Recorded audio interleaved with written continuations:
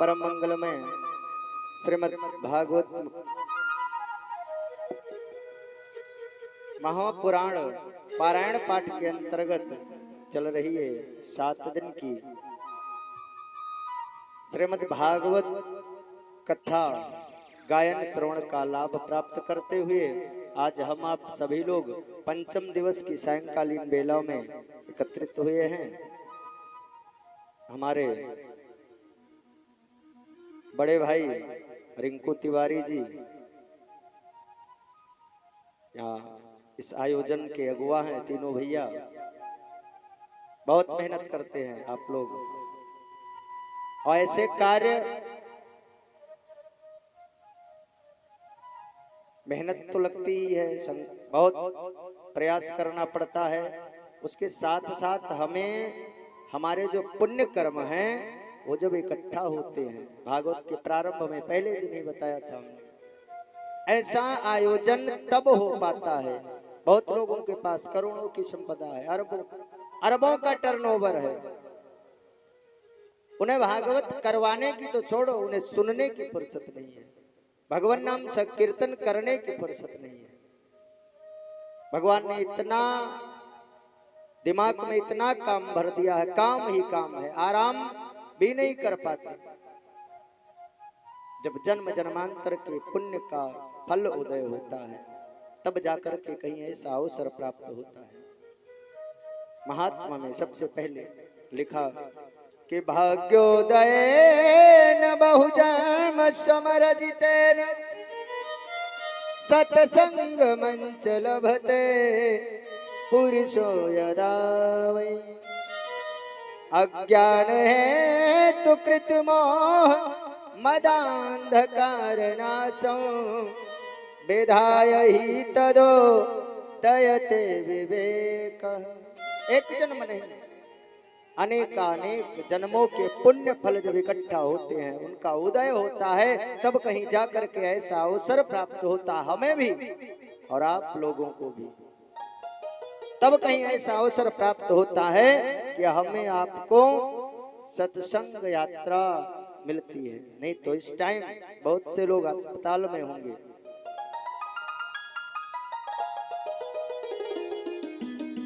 बहुत से लोग अस्पताल में होंगे, स्टेशन पर बहुत से लोग होंगे, रेलगाड़ियों में बिना टिकट चढ़े होंगे, इमरजेंसी में जाना है, किसी को कहीं जाना है, किसी को कहीं जाना है।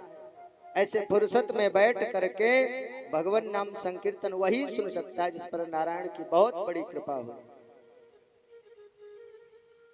परीक्षित जी ने 7 दिन तक हरनिश लगातार सुना।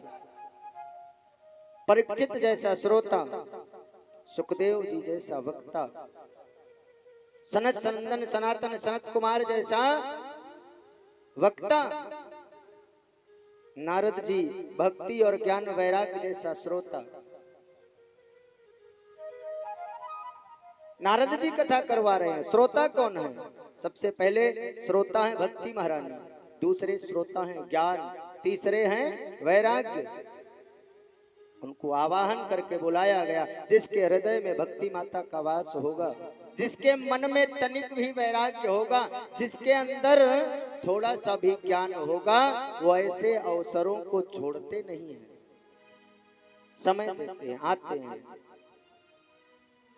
बार बार मोहर मोहर मोह रसिका भोय भाव कहा, ये उन्हीं के लिए है, रसिकों के लिए है। बार बार सुनते हैं। बहुत लोग तो कह देते हैं कि अभी 10 दिन पहले दूसरे मोहल्ले में हो रही थी, वही भागवत तो कहेंगे पंडित जी, और क्या सुनाएंगे? भागवत वही है,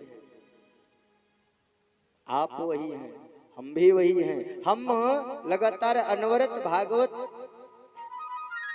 वाचन करते रहते हैं, लेकिन कभी कभी किसी दिन नारायण की कृपा, माता सरस्वती की कृपा, न जाने कौन कौन से ऐसे प्रसंग मन में प्रस्फुटित होते हैं और निकलते रहते हैं। अलग अलग प्रसंग, अलग अलग बातें,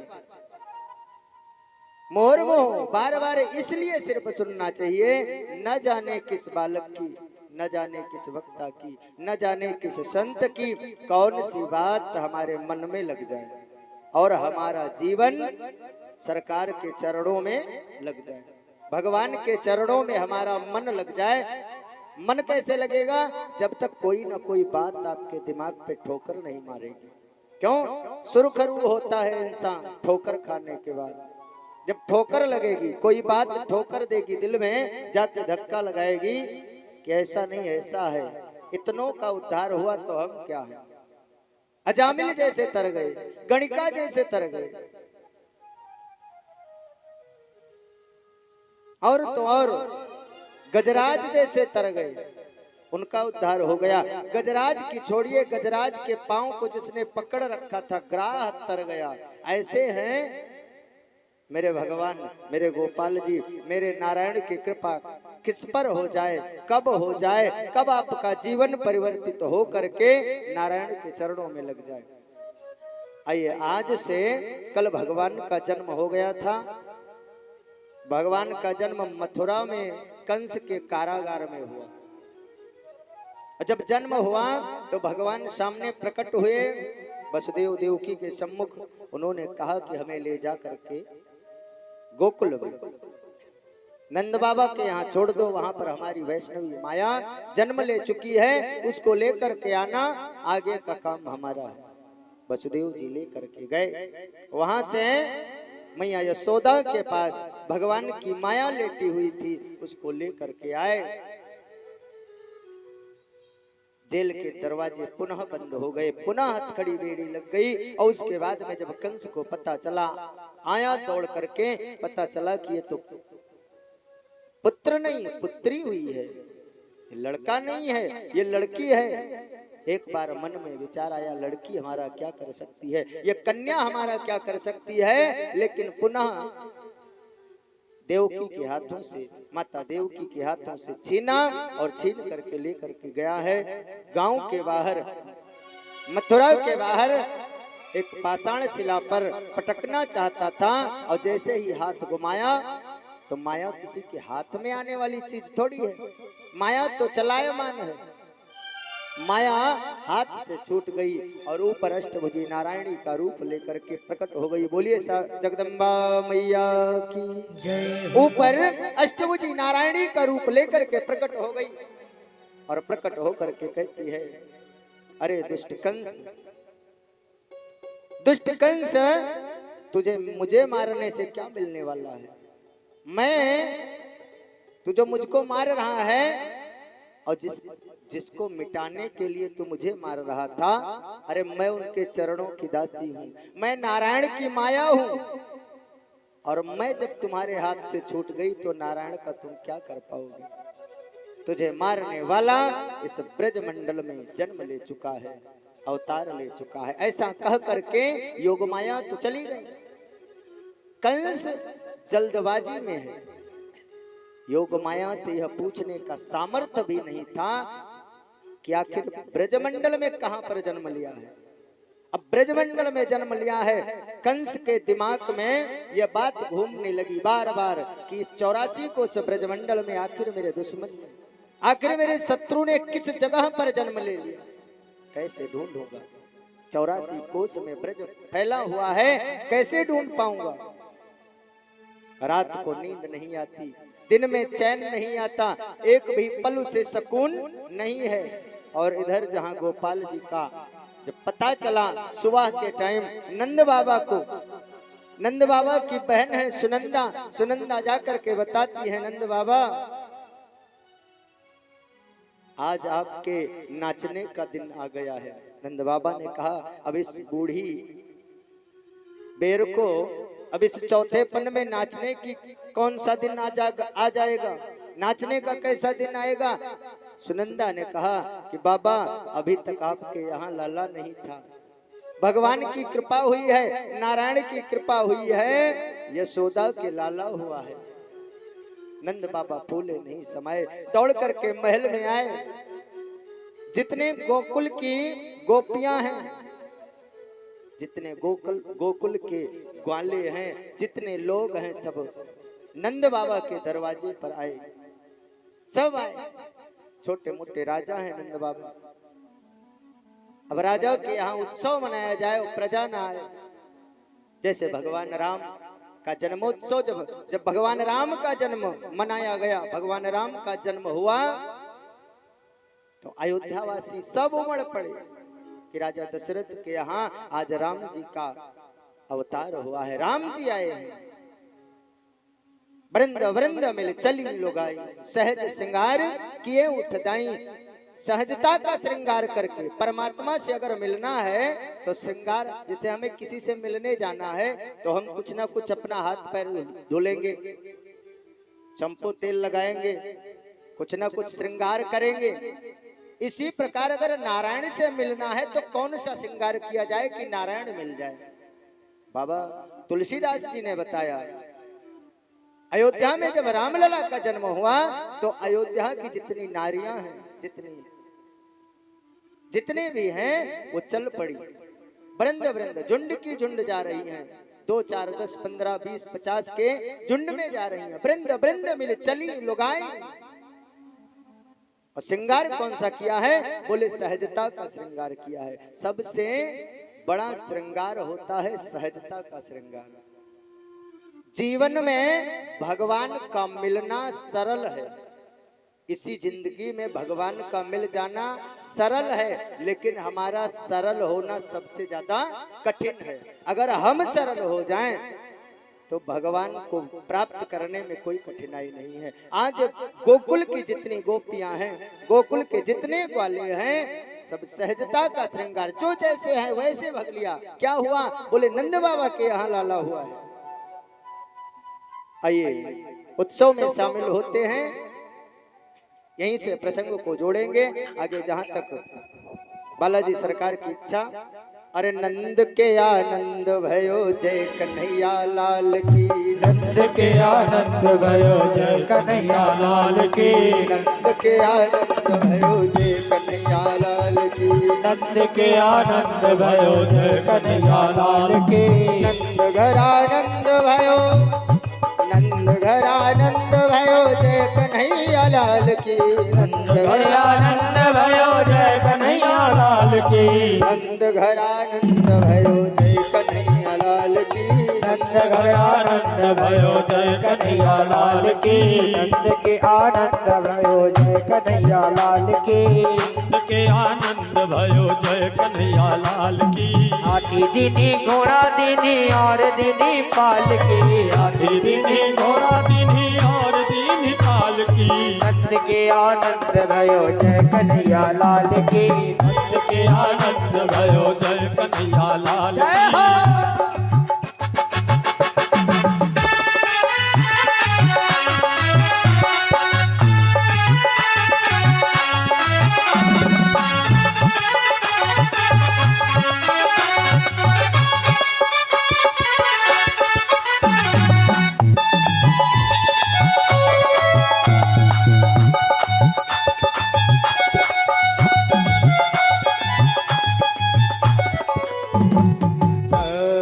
कोको दिन हो लड्डू पेड़ा, कोको दिन हो मारुति, कोको दिन हो लड्डू पेड़ा, कोको दिन हो लापसी, कोको दिन हो लड्डू पेड़ा, कोको दिन हो लापसी, कोको दिन हो लड्डू पेड़ा, कोको दिन हो लापसी, कोको दिन हो लड्डू पेड़ा, कोको दिन हो लापसी। हाँ, नंद के आनंद भयो जय कन्हैया लाल की, नंद के आनंद भयो जय कन्हैया लाल की, नंद के आनंद भयो जय कन्हैया लाल की, नंद के आनंद भयो जय कन्हैया लाल की।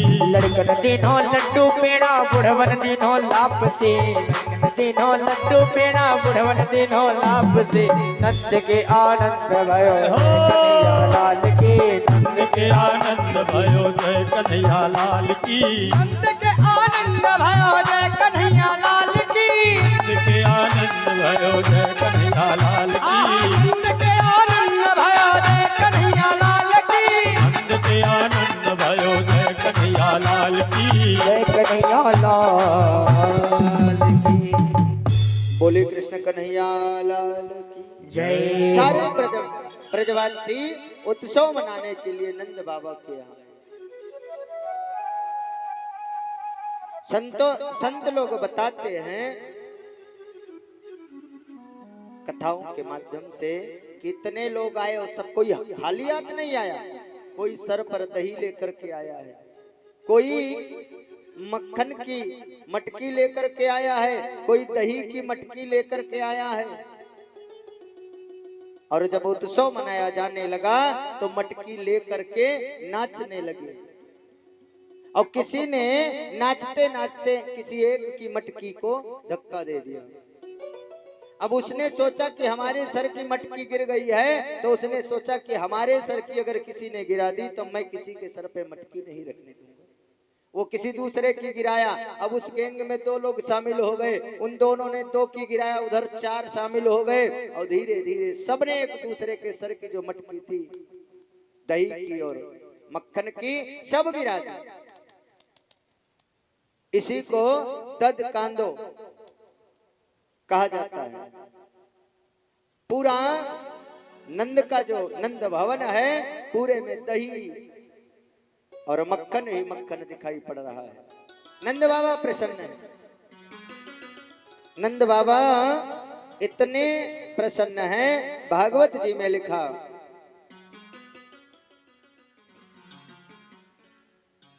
नंदस्तात्मजोत्पन्ने जाता हलादो महामनः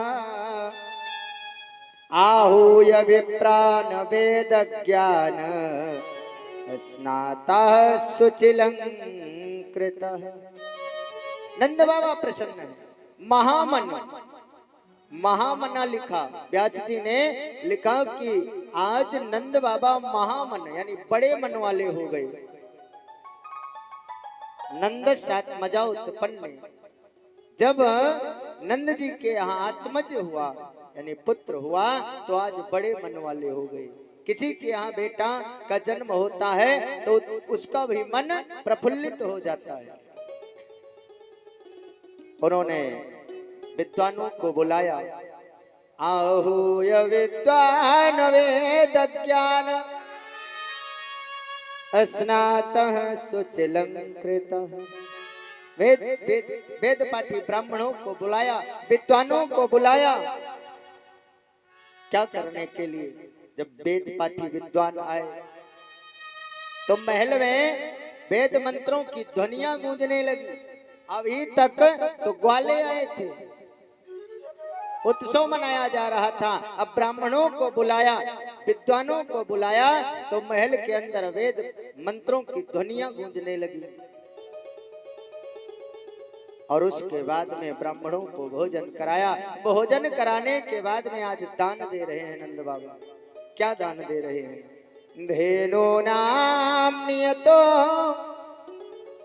धेनु नाम नियुते प्रादात् विप्रेभ्यः समलंकृते तिलाद्रीन सप्तरत्नौघ सात कौम्भापरावृता। धेनु नाम गौ माता को बुलाया और गौ माता की जो सींग होती है, सींग में स्वर्ण लगवाया, स्वर्ण से मंडित कराया। ऊपर से गौ माता की सींग में सोना लगवा दिया और सोना लगवा करके उन वेद पाठी ब्राह्मणों को दान दे रहे हैं, संतों को दान दे रहे हैं। 7 तिल के बड़े बड़े पहाड़ बनवाए। तिल के उधर तिल आज भी, तिलहन आज भी बहुत ज्यादा होता है। तिलहन और दलहन वेस्ट यूपी में उधर सबसे ज्यादा आज भी होता है। तिल के 7 बड़े बड़े पहाड़ बनवाए और उन पर सोने का, उनके जो ऊपरी सिरा था उस पर सोने का मुकुट रखवा करके ब्राह्मणों को दान कर दिया।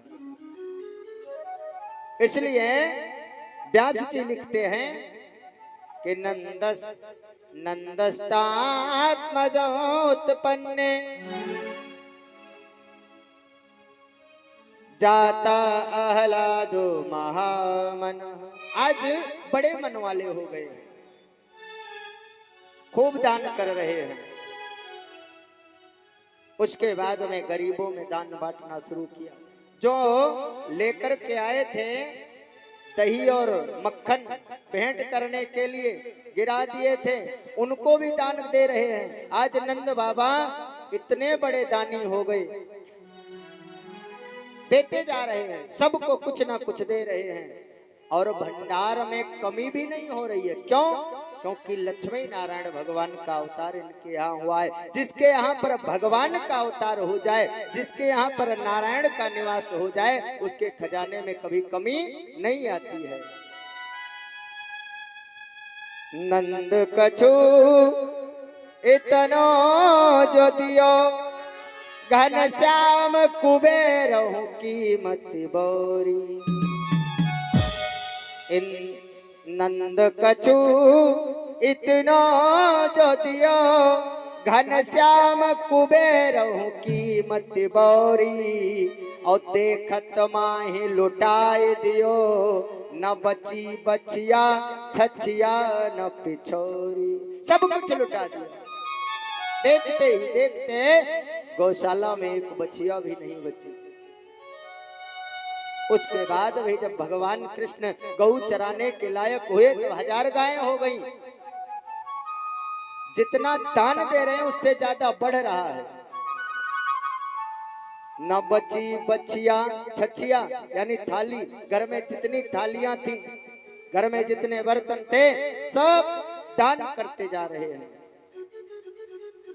न पिछोरी, ओढ़ने का जो वस्त्र होता है सबको दान किए जा रहे हैं, दान दे रहे हैं। लेकिन दान देने से घटता नहीं है। नंद बाबा तब भी राजा ही रह गए। नंदोत्सव मनाया जा रहा है, 6 दिन तक मनाया गया। आज 5वां दिन था। 5वें दिन नंद बाबा ने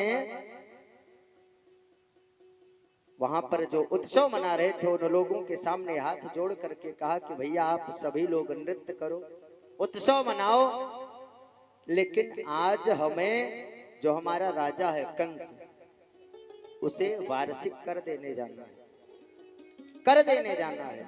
कब की बात है ये? इतने पुरानी बात है, 5000 साल से भी ज्यादा हो गए।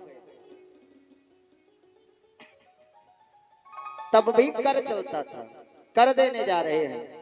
बेटा हुआ है, घर में उत्सव मनाया जा रहा है, लेकिन नंद बाबा आज कर देने जा रहे हैं। किसके यहाँ? कंस के यहाँ। हमें इन प्रसंगों से शिक्षा लेनी चाहिए।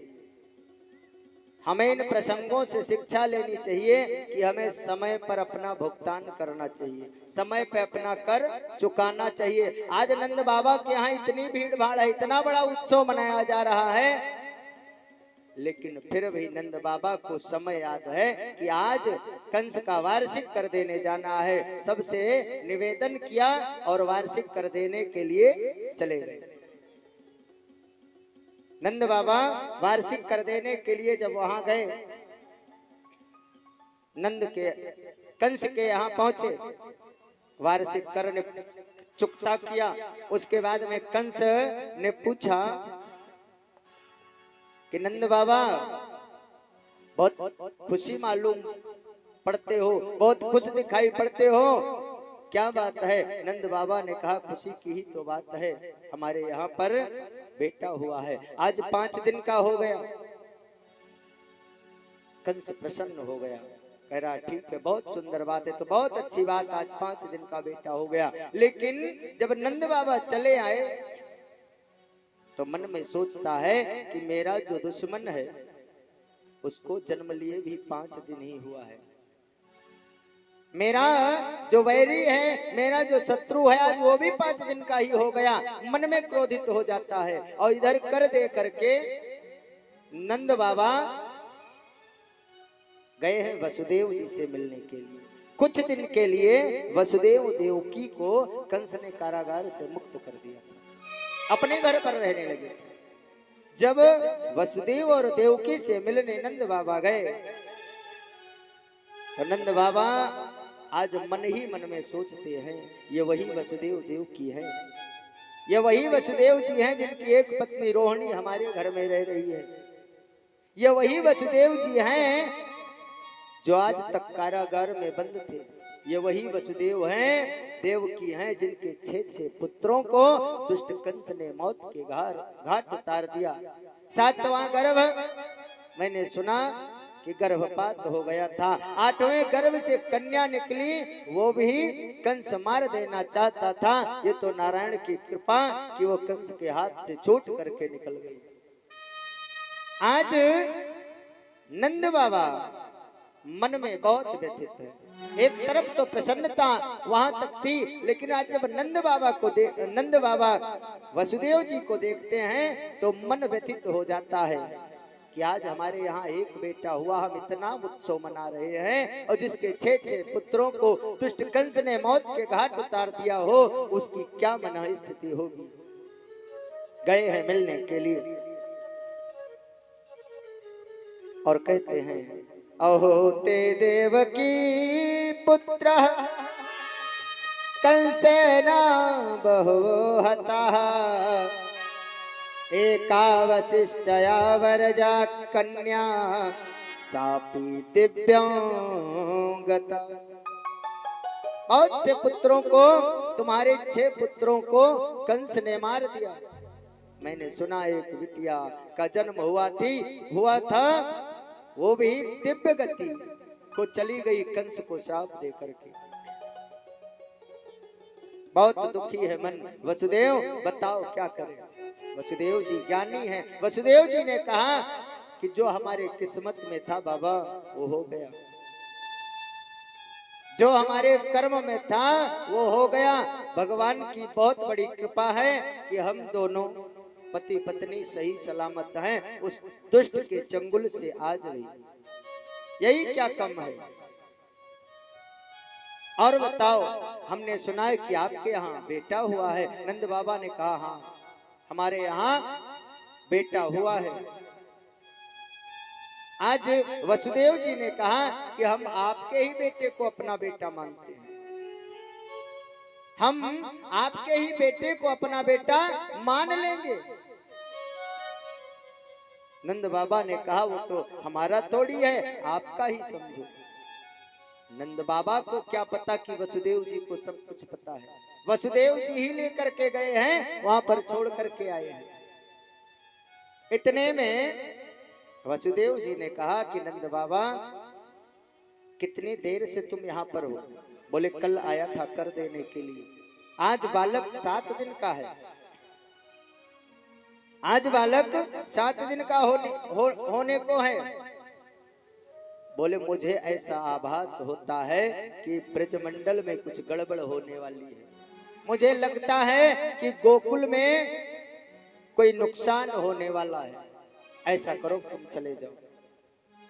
नंद बाबा कहते हैं कोई बात नहीं, हम जाएंगे। नंद बाबा इधर से चलने को तैयार हुए और उधर कंस की क्या मन स्थिति है। कंस ने जब नंद बाबा से सुना कि मेरा बालक आज 5 दिन का हो गया, 6ठा दिन लग गया, तो रातों रात आपातकालीन व्यवस्था करी।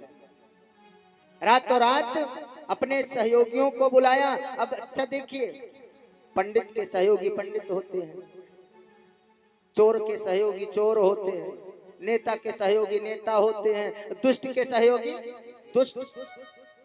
कंस दुष्ट है तो उसके सहयोगी भी दुष्ट है। अघासुर, बकासुर, दैनुकासुर, मुष्टिक, चारूण, पूतना, ये सब उसके सहयोगी हैं। ये सब उसके मित्र मंडली में शामिल हैं, परिवार में शामिल है। आज सबको एकत्रित किया, सबको बुलाया। अब विद्वानों को बुलाओ तो विद्वता वाली सलाह देंगे कि भैया एक अनुष्ठान करना है, तो कहेंगे भैया पत्रा देख लो, कौन सी तिथि सही है, कौन सा दिन सही है। कोई कहेगा कि ऐसा तोरण लगाओ, ऐसा द्वार बनाओ, ऐसी सजावट करो, ऐसा मंच बनाओ, ऐसा हवन की व्यवस्था करो। मैं फला आचार्य को जानता हूँ, बढ़िया वेद पाठ करते हैं, बढ़िया माला जपने वालों को बुला लूंगा। और दुष्टों को बुलाओ किसी गलत काम के लिए तो गलत सलाह देंगे। जितने दुष्ट वहां पर एकत्रित हैं, कोई कह रहा है कि एक काम ऐसा करो, जो उस कन्या ने श्राप दिया था, उस कन्या की आकाशवाणी थी, जो कन्या बोल करके गई थी, मुझे लगता है तुम्हारा पूरा ब्रजमंडल दुश्मन है, एक काम करो, ब्रजमंडल में एक सप्ताह में जितने बालक हुए हैं पैदा, सबको मरवा दो। तुम्हारे दुश्मन को ढूंढने की जरूरत नहीं पड़ेगी। 84 कोस ब्रजमंडल के जितने बालक हैं सारे मार दिए जाएंगे। आपका दुश्मन स्वतः समाप्त हो जाएगा। कोई कहता है कि 1 महीना तक के जितने बालक हैं सबको मरवा दो। कोई फला गांव को आग लगा दो। कोई कहता फला गांव में हमारा अनुमान है, कोई कहता फला गांव में हमारा अनुमान है। इतने में पूतना बोली कि तुम लोग अनुमान लगा करके सटीक बता दो किस गांव में हमें जाना है, बाकी काम मेरा है। पूतना जो किसी के पूत को देख ना पाए, पूतना ने कहा बाकी आगे का काम मेरा है। कैसे जाओगे? तुम्हें कौन घुसने देगा? राक्षसी स्वरूप है, तुम्हें अपने घर में क्या, तुम्हें कोई अपने गांव में नहीं घुसने देगा। पूतना ने कहा कि मैं पूतना नाम की राक्षसी हूं, मैं स्वरूप बदलना भी जानती हूं। मैं स्वरूप बदल लूंगी और स्वरूप बदल करके, राक्षस भी मायावी होते थे, मैं स्वरूप बदल करके जाऊंगा और मेरा जो बदला हुआ स्वरूप होगा वो मानव जैसा होगा। स्वरूप बदल करके जाऊंगी। बोले मारोगी कैसे? बोले मारूंगी तो ऐसे, इतना बढ़िया जुगाड़ है जो किसी के पास नहीं है। मुझे किसी अस्त्र शस्त्र की आवश्यकता नहीं है।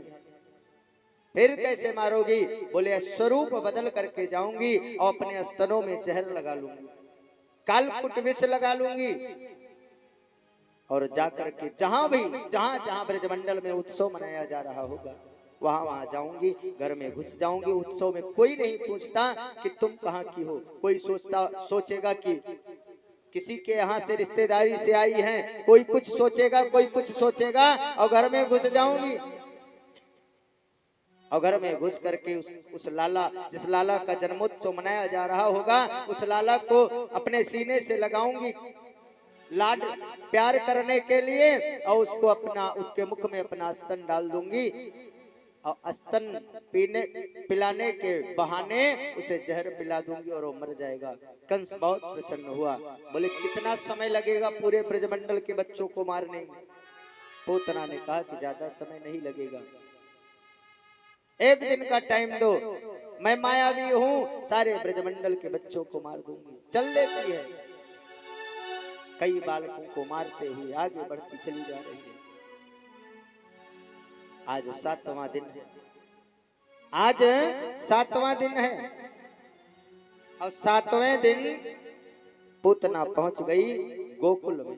गोकुल में पूरा गांव उत्सव मना रहा है, पूरा गोकुल उत्सव मना रहा है, पूरा गोकुल सजा है। ये नहीं समझ में आ रहा किसके यहाँ लाला हुआ है। किसी से पूछा कि ये पूरा नगर क्यों सजाया गया है? बोले आज हमारे महाराज के यहाँ आज 7 दिन का हो गया है, आज बालक हुआ है, उसी का उत्सव चल रहा है। अच्छा, अगर उत्सव चल रहा है तो कहाँ पर उनका घर है? पता एड्रेस गांव के बाहर ही पूछ लिया और पूछ करके सीधा नंदरानी के महल की तरफ प्रस्थान कर दिया। आई है अंदर को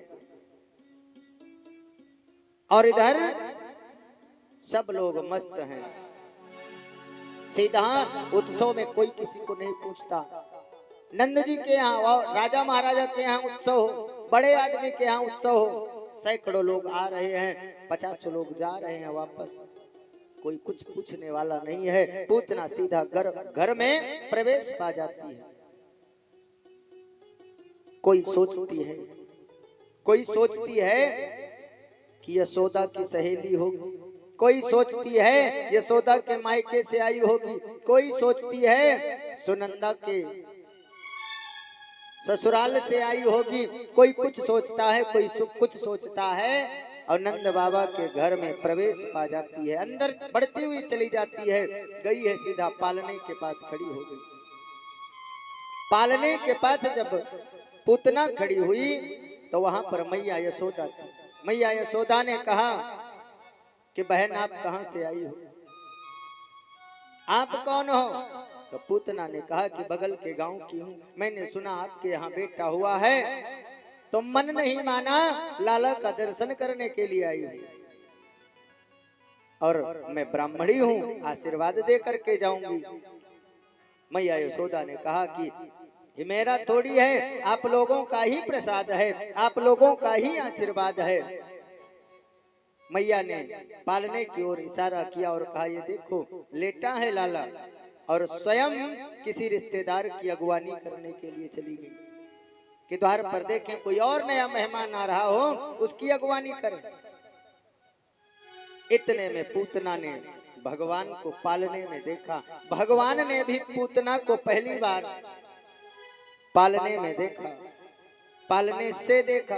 और जब पालने से पूतना को भगवान ने देखा तो देखते ही भगवान ने आंख बंद कर ली, आंख बंद कर ली नारायण ने। परीक्षित ने पूछा कि आखिर पूतना को देख करके भगवान ने आंख क्यों बंद कर ली।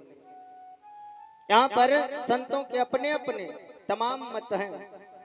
कोई संत कुछ बताता है, कोई संत कुछ बताता है। एक संत कहते हैं कथा में कि जब पूतना को मेरे कन्हैया जी ने देखा तो गोपाल जी को ऐसा लगा कि 24 अवतारों में मेरे 2 ही अवतार श्रेष्ठ अवतार हैं, एक रामावतार और एक कृष्णा अवतार। पता नहीं क्या संयोग है कि जब रामा अवतार लेकर के आए तो सबसे पहले ताड़का को मारना पड़ा, वो स्त्री थी। आज कृष्णा अवतार लेकर के आए हैं, लीला करने के लिए आए हैं, तो आज पूतना को मारना पड़ रहा है। यह भी स्त्री है, इसलिए आंख बंद कर लिया। उसके बाद में एक संत कहते हैं कि नारायण का यह भाव है कि भगवान सोचते हैं कि मैं यहाँ पर लीला करने के लिए जन्म लेकर के आया हूँ। ब्रज में खूब दही मक्खन मिश्री का भोग लगेगा। अब दही मक्खन मिश्री खाने के लिए मैं यहाँ आया, पिताजी के सर पे चढ़ के आया। अभी दही मक्खन की तो पूछे कौन, ये पूतना जहर लगा करके और आ गई है। अभी दही मक्खन का स्वाद नहीं मिला और जहर का स्वाद पहले चखना पड़ेगा। सो कन्हैया सोचते हैं कि जहर का स्वाद मैं कैसे चखूंगा। फिर सोच रहे हैं कि जहर का स्वाद सबसे अच्छा चखने वाला कौन है। आंख बंद करके ध्यान किया तो ध्यान में आए भूत भवन भगवान भोलेनाथ। भोलेनाथ आए और भोलेनाथ जब ध्यान में आए तो भोलेनाथ से विनती करने लगे, है भोले बाबा आप तो तीनों लोकों को नष्ट कर देने वाला कालकूट विष निकला था समुद्र मंथन से, जो तीनों लोकों को नष्ट कर देता, उस कालकूट विष को आपने एक बार में पान कर लिया, तो थोड़ा सा जहर इस कन्हैया के लिए भी पान कर लेना। आंख बंद करके भगवान निवेदन कर रहे हैं। भोले बाबा जैसा उधड़दानी, भोले बाबा का कहीं मंदिर है, शिवाला है, कुछ भी ना हो, 3-4 कहीं से ले आओ भोले बाबा को, गेट पर रख लो, सुबेरे के टाइम जो भी आपके अच्छा पुष्प जल कुछ भी है चढ़ा दो, भोले बाबा प्रसन्न। शिवाला जाते समय रास्ते में जितना चीज मिल जाए, भांग धतूरा दूरबा फूल पत्ती गेहूं पाली गन्ना पैर जो ही मिल जाए रास्ते में इधर उधर से निचोड़ते चले जाओ और भोले बाबा के मंदिर में पहुंचो, उनके ऊपर चढ़ाओ, भोले बाबा प्रसन्न। भोले बाबा का ध्यान किया, कोई शंकर भगवान की बराबरी नहीं कर सकता। देवों जितने हैं सब देव हैं और भोले बाबा महादेव हैं। जो मांगो तुरंत मिलेगा। आओ ढरदानी, आज भोले बाबा का ध्यान किया, इतने में पूतना ने कन्हैया को उठा लिया। पालने से कन्हैया को उठाया और उठा करके अपने छाती से लगाया और जहर वाला स्तन कन्हैया के मुख में डाल दिया। कन्हैया भोले बाबा के ध्यान में मस्त हैं और जहर वाला स्तन कन्हैया के मुख पर। आज कन्हैया ने पहले तो दुग्ध पीना प्रारंभ किया और उसके बाद में पूतना के प्राणों का आकर्षण करना प्रारंभ किया। और जब प्राण खींचने लगे गोपाल जी तो पूतना कहती है कि लाला अब तो छोड़ दे, अब छोड़ दे। क्यों? क्योंकि जब जीव व्यक्ति के प्राण निकलने लगते हैं, जीव के जब प्राण निकलने लगते हैं तो शरीर दुर्बल हो जाता है, शरीर की शक्ति क्षीण होने लगती है, क्षीण हो जाती है। पूतना कहती है कि छोड़ दे, छोड़ दे। 7 दिन का कन्हैया बोल पड़ा कि पूतना मैं पकड़ना जानता हूं, छोड़ना नहीं जानता। जिसने गलती से भी मुझे पकड़ लिया, जिसने गलती से भी मुझे पकड़ लिया, अरे तू गलती से ही आई थी, जिसने गलती से भी मुझे पकड़ लिया, चाहे जिस नियत से मुझे पकड़ लिया, उसका उद्धार करना मेरा फर्ज बन जाता है, नहीं छोड़ूंगा। और जब 7 दिन का कन्हैया बोल पड़ा तो पूतना ने समझ लिया अब बचना मुश्किल है, विकराल शरीर बनाया और भगी। इतने में गोपाल जी ने पूतना के प्राणों का आकर्षण करके खींच लिया और खींच करके पूतना को मुक्ति दे दी। बोले कृष्ण कन्हैया लाल की जय। अब पूतना मरी, जब शरीर निर्जीव हो जाता है तो जिधर है उधर ही गिर जाएगा। गिर गई, राक्षसी बन गई थी, विकराल स्वरूप हो गया था। 18 किलोमीटर का 6 कोस की पूतना, 6 कोस की पूतना। एक संत जी कहते थे नागपुर में उसकी नाक, कानपुर तक कान, पैगाम तक पैर और हाथरस तक हाथ। ये तो बहुत लंबा हो गया, लेकिन भागवत जी में 6 कोस का वर्णन आता है। 6 कोस की पूतना विशाल राक्षसी पड़ी है, पूरे ब्रजमंडल में हाहाकार मच गया, पूरे गोकुल निवासी दौड़ पड़े। अरे यशोदा के घर में तो राक्षसी घुस आई, नंद बाबा के घर में राक्षसी घुस आई। 6 दिन से उत्सव मनाया जा रहा है, कन्हैया कहाँ है, नंद बाबा का बेटा कहाँ है, सब दौड़ पड़े। मैया यशोदा से कह रहे हैं कि लाला कहाँ है। मैया यशोदा कहती है इसी पालने में था, पता नहीं, अब क्या करें। पूरा ब्रजमंडल परेशान कि नंद बाबा के यहाँ इतना उत्सव मनाया जा रहा था और शायद पूतना आई, राक्षसी आई और नंद बाबा के बालक को लेकर जा रही थी। किसी ने कहा कि नंद बाबा के लाला को लेकर पूतना दौड़ी और जब दौड़ लगाई पूतना ने तो दौड़ी में उसका पैर फंस गया। ये वाली दौड़ी ना है, ये वाली ना है, सुहावल वाली, हर घर में जो रहती है, उस दौड़ी में पैर फंस गया और पूतना पैर फंसने से गिर गई और गिरी, उसका प्राणांत हो गया। सब जान रहे हैं कि पूतना बेहोश है या मर गई है या पड़ी है, लेकिन किसी की हिम्मत नहीं पड़ रही, कौन जाएगा राक्षसी के पास। इतने में किसी ने देखा कि पूतना के शरीर पर, स्तनों पर मेरा गोपाल बैठा हुआ है, ऊंचाई पर। तुरंत सीढ़ियों का इंतजाम हुआ, 2-4-10 लोग साहस करके चढ़े पूतना के शरीर पर और जब चढ़े तो उधर से लाला को लेकर के आए। लाला बिल्कुल हंसता हुआ सुरक्षित खेल रहा है।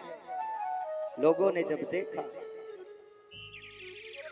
सब यशोदा मैया को डांटने लगे कि तुमने ये सबसे बड़ी गलती की। अरे लाला को ऐसे छोड़ देना चाहिए, अभी 6 दिन का कन्हैया तुमने छोड़ कैसे दिया। 6 दिन के कन्हैया को तुमने पालने में अकेले छोड़ दिया। अरे इसका तो स्पर्श राक्षसी से हो गया है, राक्षसी ने इसे स्पर्श कर लिया। फिर अगर राक्षसी ने स्पर्श कर लिया है तो यह अशुद्ध हो गया है,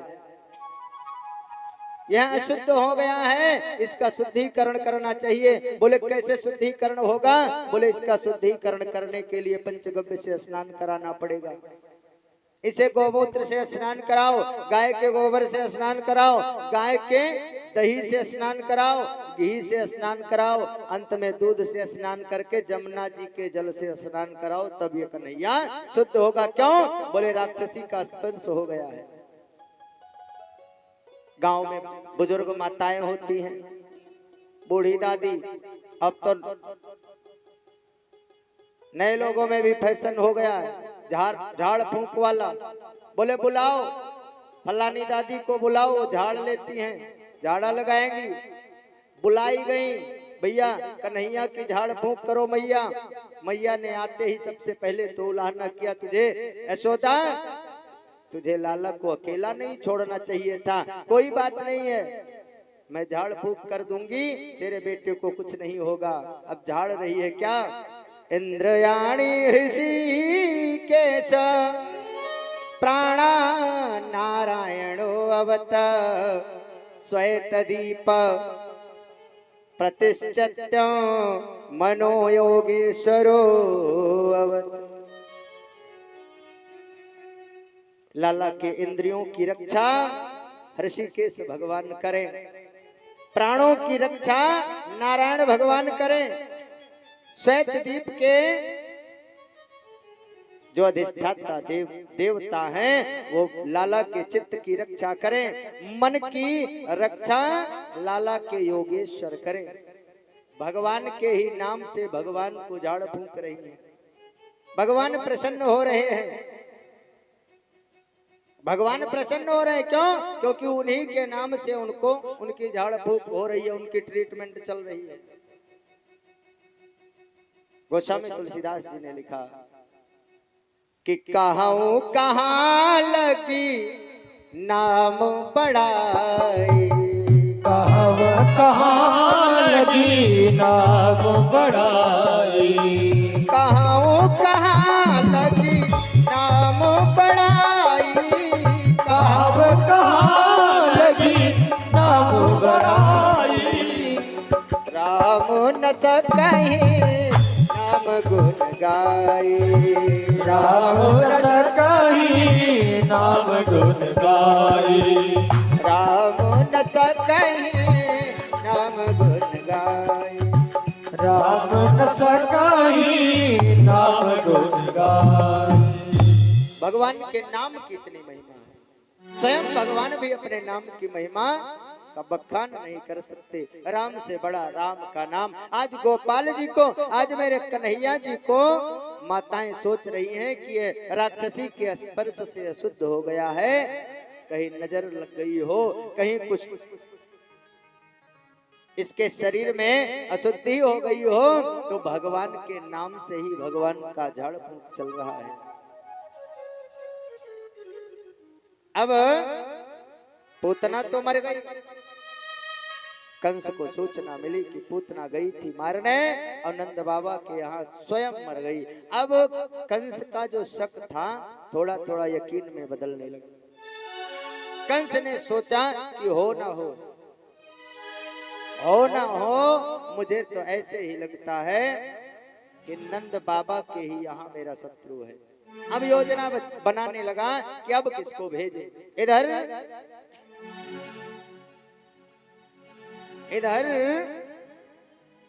नंद बाबा ने तुरंत सबसे पहला काम किया, उसकी उत्सव बंद करो।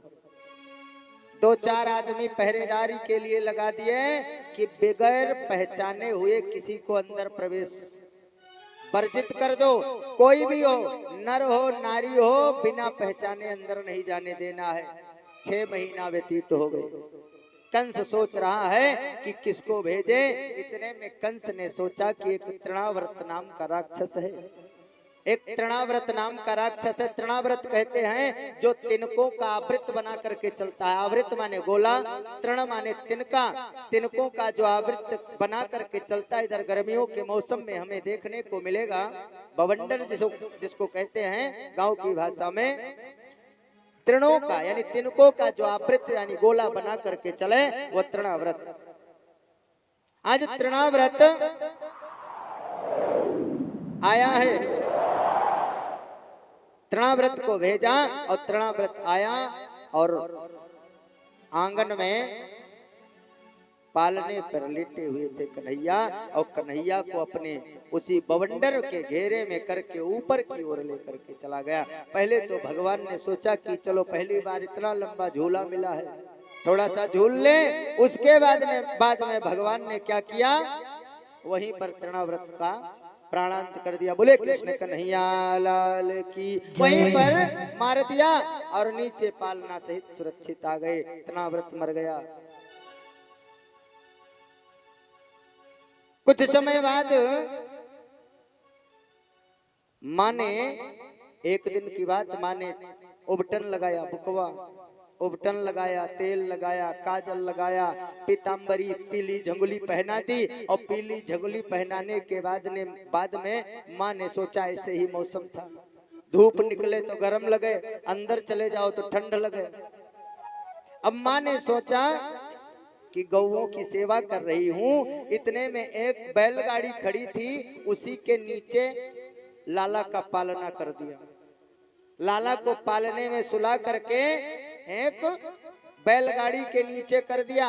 और बैलगाड़ी पहले लड़िया चलती थी, तो लड़िया ऐसे नहीं खड़ी होती थी, ऐसे खड़ी होती थी। अब ऐसे उसमें छाया भी लगती थी, धूप भी लगती थी, इसीलिए उसके नीचे कर दिया।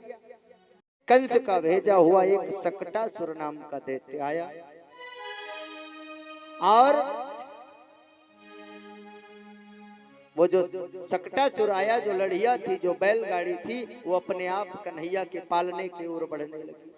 और जब अपने आप बढ़ने लगी, अभी किसी ने देखा नहीं, और जब अपने आप बढ़ने लगी तो गोपाल जी जग गए और जग करके मुस्कुराने लगे कि आओ आपका भी स्वागत है। इतने में कन्हैया ने पालने के बाहर पैर निकाला और कोई देख नहीं रहा है, पैर निकाला और पैर बड़ा भी कर लिया। अब जहां तक वो सकटासुर था, जहां पर वो उसका अंतिम छोर था, वहां तक पैर को ले गए और पैर के अंगूठे से ऐसा प्रहार किया कि आकाश में उड़ गई जो बैलगाड़ी थी। बोले गोविंद भगवान की जय, बोले कृष्ण कन्हैया लाल की जय हो। आकाश की ओर उड़ता हुआ सकटासुर चला गया, उसका प्राणांत हो गया और जो बैलगाड़ी थी वो नीचे गिर के चकनाचूर हो गई। और जब नीचे गिरी, धड़ाम की आवाज हुई तो अगल बगल जितने लोग थे सब दौड़ पड़े। अरे कैसे, क्या हादसा हो गया, क्या हादसा हो गया, ये सब कैसे हो गया।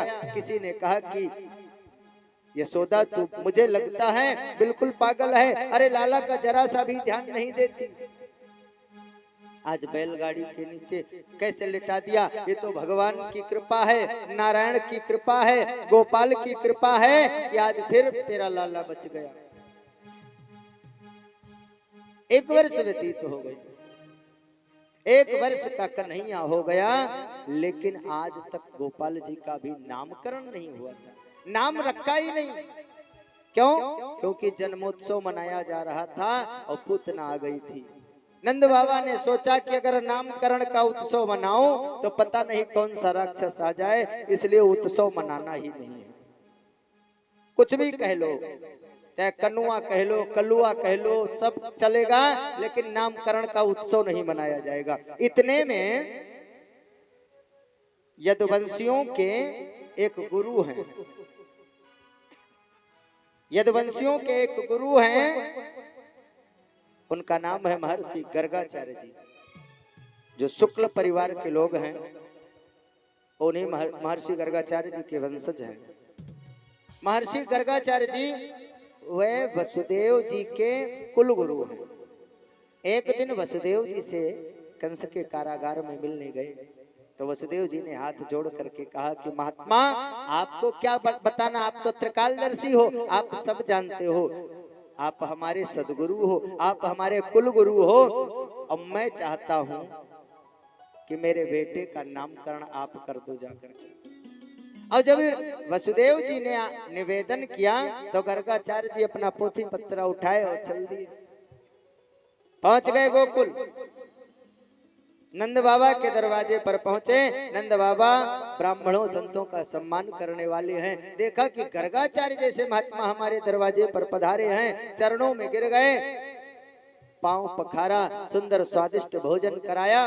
और भोजन कराने के बाद में कहा गर्गाचार्य जी ने कि मैंने सुना तुम्हारे यहाँ एक बालक हुआ है। नंद बाबा ने कहा हाँ, आप संतों का आशीर्वाद है, मेरे यहाँ एक बालक तो हुआ है। बाबा आप सही समय पर आ गए हो, अभी तक मैंने बालक का नामकरण नहीं किया है, अब आ ही गए हो तो मेरे बेटे का नामकरण कर दो, लेकिन मैं उत्सव नहीं मनाऊंगा। गर्गाचार्य जी ने कहा उत्सव की जरूरत भी नहीं है, अभी लाओ, अभी नामकरण कर दूंगा, उत्सव की जरूरत मुझे नहीं है, मैं तो पत्रा देखूंगा, नामकरण कर दूंगा। आज नंद बाबा ने कहा कि आज घर में भी नहीं नामकरण रखाऊंगा। फिर कहाँ रखोगे? बोले गौशाला में चलो, क्योंकि घर में एक हादसा हो चुका है, गौशाला में चलो। गौशाला में लेकर के गए और यहाँ पर रोहिणी माता, रोहिणी और माता यशोदा दोनों को बताया कि गर्गाचार्य जी आए हैं, दोनों का नामकरण करेंगे, दोनों बालकों का आज नाम रखा जाएगा। हम महात्मा को लेकर के चल रहे हैं गौशाला में, तुम दोनों बालकों को तैयार करके और स्वयं तैयार होकर के, स्वस्थ होकर के, स्वच्छ होकर के आओ गौशाला। नंद बाबा भी गायों का दर्शन करा रहे थे कि बाबा ये गाय की साल लाए, ये गाय 4 महीना हो गया, ये गाय 10 लीटर दूध देती। कोई रिश्तेदार आता दिखाते नहीं है, कोई पहचान का आ जाता है दिखाते हैं ले जाके। जो 4 लीटर दूध देती है उसका 15 लीटर बता देते हैं, हो सकता है बिकवा ही दे बेचारा। नंद बाबा दिखा रहे हैं, अभी गायों का दर्शन ही करा रहे थे कि इतने में माता रोहिणी और मैया यशोदा गौशाला में प्रवेश करती है। लेकिन आज इन दोनों माताओं ने एक बहुत बड़ी होशियारी कर ली। कौन सी?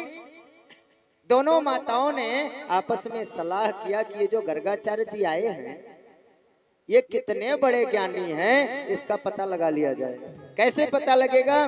बोले दोनों अगर अपने बालक को बदल लो, तुम मेरे बेटे कृष्ण को गोद में ले लो और मैं तुम्हारे बेटे दाऊ को अपने गोद में ले लूं, और अपन जब बालक बदला रहेगा तो चलेंगे, और अगर सही पंडित होंगे, सही विद्वान होंगे तो बताएंगे कि ये बालक इसकी गोद में है लेकिन है इसका।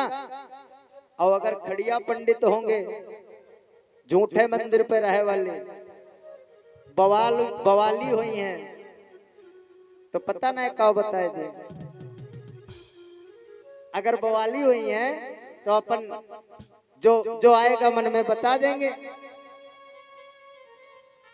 अब माने जब अदला बदली कर ली, पहुंच गई गौशाला में। नंद बाबा ने वहां पर आसन लगाया हुआ था, दोनों माताएं बैठ गई, नंद बाबा बैठ गए, गुरुदेव भगवान बैठ गए, गर्गाचार्य जी। अब देखा जब कन्हैया को, तो गर्गाचार्य जी ने जब कन्हैया को देखा और कन्हैया ने गर्गाचार्य जी को देखा, तो भगवान की मुस्कान तो माया है। भगवान के उस खिलखिलाते हुए चेहरे को जब गर्गाचार्य जी ने देखा तो पता नहीं कहां खो गए गर्गाचार्य जी, ध्यान मग्न हैं। दोनों माताएं आपस में विचार कर रही हैं, ये नामकरण करने आए हैं कि वेद पढ़ने आए हैं, कहां खो गए महाराज जी। और इधर इन्हें अपना आता पता नहीं है गर्गाचार्य जी को। क्यों? क्योंकि इतने दिन से परमात्मा में भटक रहा था, इतने दिन से तुम्हें ढूंढ रहा था, न जाने कितने साधु संत महात्मा सब आपको ढूंढते रहते हैं। वेद जिन्हें नेत नेत कहते हुए नहीं थकते, नेत मतलब नौइति नाइति, जिसका कोई आदि अंत नहीं है, वो परमात्मा आज गौशाला में मुझे दर्शन दे रहा है। जिसके लिए साधु संत लोग हजारों वर्ष समाधि लगाते हैं, जिसके लिए मुनि योगी जन ध्यान लगाते हैं और सोचते हैं एक बार झलक दिखाई पड़ जाए, वो परमात्मा आज मुझे, धन्य है गर्गाचार्य महात्मा कि आज वो परमात्मा तुझे नंद बाबा की गौशाला में दर्शन दे रहा है। नंद बाबा की गौशाला में दर्शन दे रहा है। इतने में ध्यान हटाया और ध्यान हटाने के बाद में माता यशोदा की तरफ देखा, क्योंकि अभी तो कृष्ण को देख रहे थे माता रोहिणी के गोद में। अब माता यशोदा की ओर देखा, और जब माता यशोदा की ओर देखा तो देखा कि ये बलदाऊ भैया को लिए हुए हैं, ये तो शेष अवतार हैं। तो जब माता यशोदा को देखा तो सोचा कि बड़े भी यही हैं, नामकरण भी इनका पहले होना चाहिए। तो यहीं से शुरू कर दे, फिर वापस नहीं आए कृष्ण भगवान की तरफ, वहीं से शुरू करते हैं और कहते हैं कि अयम ही रोहिणी पुत्रो, माँ ये जो आपके गोद में है, अयम ही रोहिणी पुत्रो रामायण सुहृतो गुण, ये जो आपकी गोदी में बालक है ये रोहिणी का पुत्र है, ये रोहिणी का बेटा है। आख्यायते रामैति बलाधिक्याद बलम विदुः, ये जो आपके गोदी में है ये रोहिणी का बेटा है, लेकिन बल की अधिकता है, इसलिए इसका नाम बलराम मैं रख रहा हूं। ये बड़ा भी है। अब माता यशोदा को शर्म आने लगी, माँ रोहिणी को शर्म आने लगी कि मैंने तो बहुत बड़ी गलती कर दी। बाबा असली पंडित हैं, असली जोगी हैं, असली महात्मा हैं। अच्छा, औरतें परीक्षा भी खूब लेती हैं, सबकी परीक्षा लेती हैं, और हम लोग तो परेशान हो जाते हैं। कहीं चले जाओ, कहीं ना कहीं जाते ही रहते हैं, कहीं ना कहीं चलते ही रहते हैं। तो इस कपड़े की भी अलग प्रचार व्यवस्था है। जो कोई देखता है, माताएं, बाबा अब हमसे, हमारे दादी की उम्र की हैं, कहते हैं बाबा न तोहे के लड़का होए, नाती के नौकरी लागे। अब ये सब प्रश्न पूछती हैं। अरे किसी संत से मिलो तो इधर उधर की बात ना करो, किसी पंडित से मिलो, किसी विद्वान से, कहीं से भी मिलो, और बुजुर्ग हो या मानव जीवन है तो उससे ज्यादा भगवान की बात पूछो। और एक बात बताएं, जो तुम्हारे किस्मत में था तुम्हें मिल गया, जो जिसकी किस्मत में था वो उसे मिल गया। और बाबा बताएं या ना बताएं, अगर बाबा को ज्यादा जानकारी होती कि ये चीज करने से ये चीज फिक्स है, मिल जाएगा, तो बाबा झोला लेके क्यों घूमते। जो भी हमारे नसीब में है, हमें जैसी माँ मिलनी थी मिल गई, हमें जैसा पिता मिलना था मिल गया, हमें जैसा भाई मिलना था मिल गया, हमें जैसा परिवार मिलना था मिल गया, हमें जैसा पड़ोसी मिलना था मिल गया, हमें जैसा रिश्तेदार मिलना था मिल गया, हमें जैसी घरवाली मिलनी थी मिल गई, हमें जैसा पति मिलना था मिल गया, मिल गया। अब दूसरे का देखे और लालच करे कि उनके पापा तो 500 रुपया रोज खर्चा देते हैं और हमारे पापा 5 रुपया भी नहीं दे पाते। अगर ये हम चीज सोचें तो हम सोचेंगे और अपने आप को चिंतित करेंगे, चिंता में डालेंगे, और अपने पिता के ऊपर नाराज होंगे और घर में कलह बढ़ेगी। और जब वो जितना सक्षम है उतना आपका कर रहे हैं, वो जितना सक्षम है उनका कर रहे हैं। जो कुछ हमें मिलना था वो हमें हमारी किस्मत के अनुसार, 6 चीजें हमारे हाथ में नहीं है। हानि लाभ जीवन मरण जस अपजस विधि हाथ, ये ब्रह्मा जी के हाथ में है। जो हमने कर्म किया था उस कर्म के अनुसार हमें उस घर में जन्म मिल गया। अगर हम सोचते हैं कि हमें वो वैभव मिल जाए, तो अगर हमारे कर्म ऐसे थे, अगर हमारे कर्म ऐसे थे तो हमें उन्हीं के यहाँ, एक बेटा है 2 हो जाते, उन्हीं के यहाँ जन्म ले लेते। इसलिए हमें दूसरों का देख करके लालच नहीं करना चाहिए। एक बात, और जितना हमें परमात्मा ने दे दिया है, जो परिवार हमें दे दिया, हमारी किस्मत के अनुसार, हमारे संस्कार के अनुसार, हमारे कर्म के अनुसार जो भी हमें मिल गया, उसी के बीच में हमें रहना है और रहना सीखना चाहिए। अगर उसमें रहने का प्लान नहीं बनाए तो घर में कलह होगी। तमाम तरह के घरेलू विवाद न्यायालय में सैकड़ों वर्ष चलते रहते हैं, कोई हल नहीं निकलता, कुछ भी नहीं निकलता।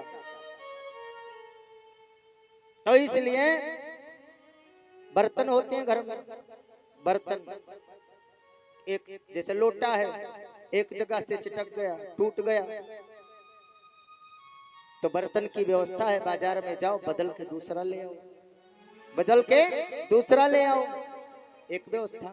दूसरी व्यवस्था, अगर हमें बदलने जाएंगे तो उसमें पैसा लगेगा, कुछ ना कुछ धन खर्च करना पड़ेगा, और पैसा अगर लगाने का सामर्थ्य नहीं है, नहीं बदलवा सकते, तब क्या करेंगे?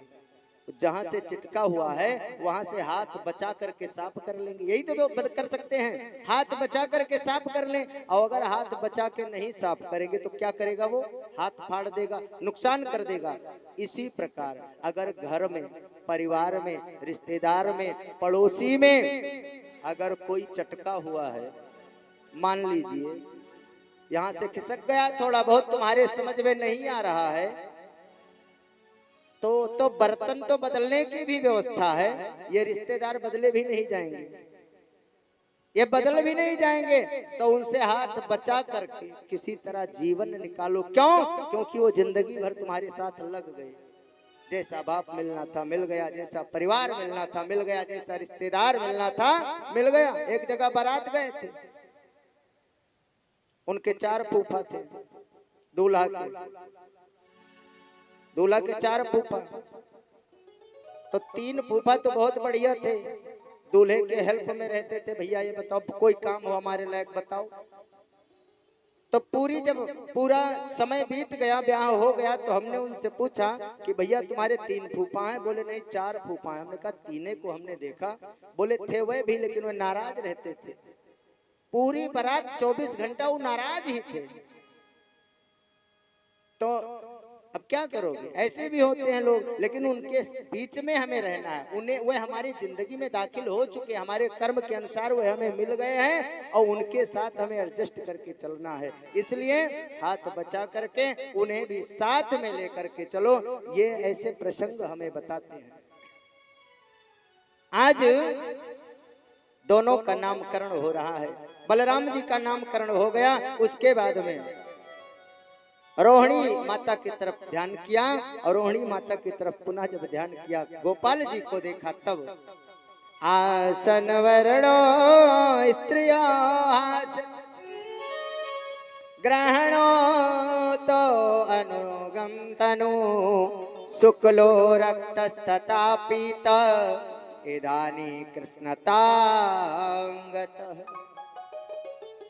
इनका पहले शुक्ल वर्ण था, उसके बाद में इनका रक्त वर्ण हुआ, उसके बाद में इनका पीत वर्ण हुआ, और अब ये काले हो गए हैं, कृष्ण वर्ण के हो गए हैं।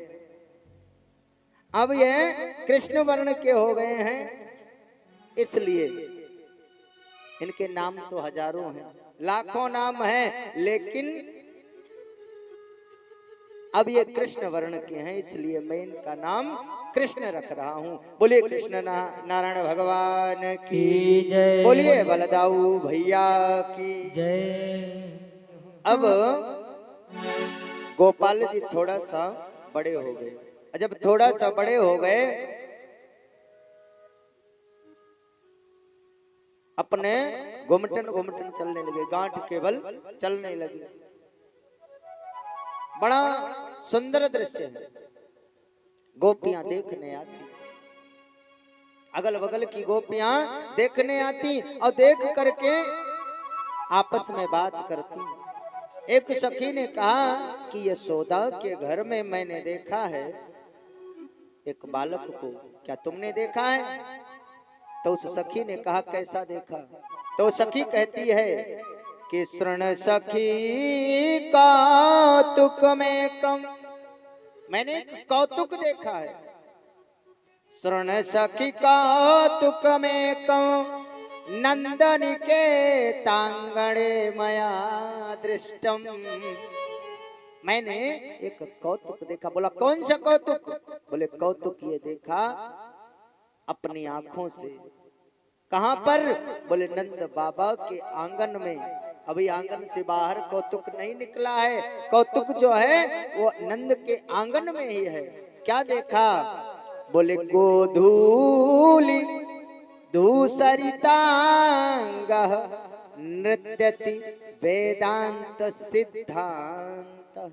घुटनों के बल चलता है और कभी कभी खड़ा भी हो जाता है, और जब खड़ा होता है तो नाचने लगता है, और जब नाचने लगता है तो गिर जाता है। मैंने अपनी इन आंखों से ये कौतूहल देखा है, और सखी मुझे तो लगता है वो बालक मानव का कुमार नहीं है, वो कोई मानव नहीं है, फिर कौन है? नृत्यति वेदांत सिद्धांत। जो वेदांत लोग, जितने वेदांत हैं, वेद हैं, जितने निगम हैं, जिन्हें नेति नेति कह करके पुकारते हैं, जिनका ना कोई आदि अंत नहीं है, वह वेदांत का सिद्धांत, वो निर्गुण निराकार परमात्मा मैंने कौतूहल देखा है। ये कौतूहल ही नहीं तो और क्या है, मैंने कौतूहल देखा है कि वो वेदांत का सिद्धांत, वो वेदों का परमात्मा नंद बाबा के आंगन में नृत्य कर रहा है। अब सखियां एक दूसरे से कहती हैं कि चलो हम भी देखें। अब बहाना चाहिए, देखने के लिए तो बहाना चाहिए। अभी रुक जाओ, कुछ दिन और, अभी बाहर निकलने लायक हो जाए तब। कुछ दिन इंतजार किया, इंतजार करने पर अब किसी को देखने का अगर इंतजार करना हो, इंतजारी का और ज्यादा आनंद रहता है। कुछ समय और व्यतीत हुआ, भगवान पैदल चलने लगे, और जब पैदल चलने लगे, बाहर निकलने लगे, पड़ोस के घरों में आने जाने लगे, तब एक सखी ने दूसरी सखी से कहा कि क्या अब जो माताएं हैं, बुजुर्ग हैं, महिलाएं, वे तो रोज दर्शन पा जाती थी, लेकिन अब जो बहुएं हैं उन्हें तो मना ही है, दूसरे के घर में नहीं जाना है। अब एक दूसरे की जो एक घर है, फिर दूसरे का घर है, एक दूसरे अगल बगल की जो बहुएं हैं, वे कभी अट्टालिका पर, छत पर जब इकट्ठा होती तो यही चर्चा करती कि नंद बाबा के घर कैसे चला जाए। बोले अगर ये बुढ़िया ना रहती तो हम भी निकल लेते। अगर जिस दिन मेरी सासू मायके का जाएगी उसी दिन चलूंगी। अब भगवान की कृपा, सासू मायके चली गई। अब जब सासू मायके चली गई तो दोनों पड़ोसन इकट्ठा हुए। यशोदा मैया के यहाँ जाना है, बहाना चाहिए। अगर मैया पूछेगी कि क्यों आई हो तो क्या बताऊं, कोई ना कोई बहाना होना चाहिए। अब दो तीन ये हैं, सब बहाना ढूंढ रही हैं कि कौन सा। जब मैया पूछेगी कि क्यों आई हो, कैसे आई हो, चाहे पूछे वहां चाहे ना पूछे, लेकिन मन में सोच रही है कि कोई ना कोई बहाना बताना है।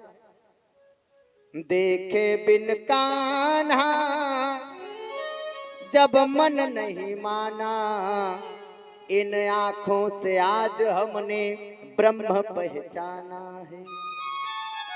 कृष्ण पद कमला में मन को लगाना, और इन गोपियों का ताना उलाहना तो बहाना है।